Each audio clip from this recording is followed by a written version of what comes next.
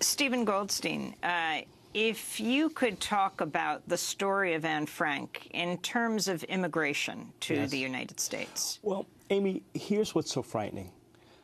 Anne Frank was denied immigration at least twice. Otto Frank, her father, appealed to the Roosevelt administration. This was FDR? Yes, this was FDR. Roughly between the periods of 1939 to 1941.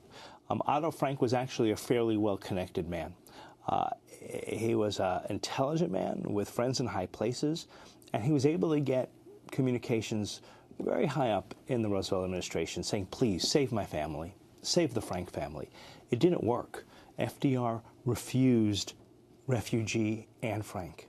So for those of us in the Jewish community, and for those of us who are not Jewish, but who simply care about never again repeating what happened to Anne Frank, when we look at the Muslim ban and we look at Syrian refugees, we say, let us save every future Anne Frank that we didn't save decades ago.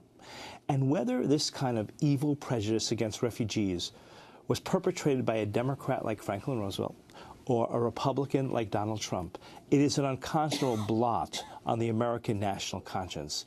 That's why, in the name of Anne Frank, we have an obligation to stand with Muslim refugees and to stand with all refugees to help them come into this nation.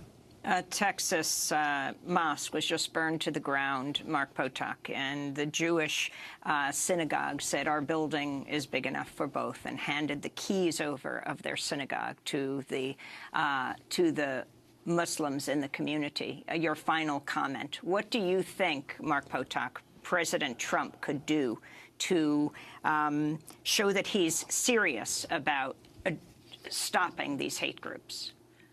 Well, I think he can't do much because the fact is that he is not serious about stopping them.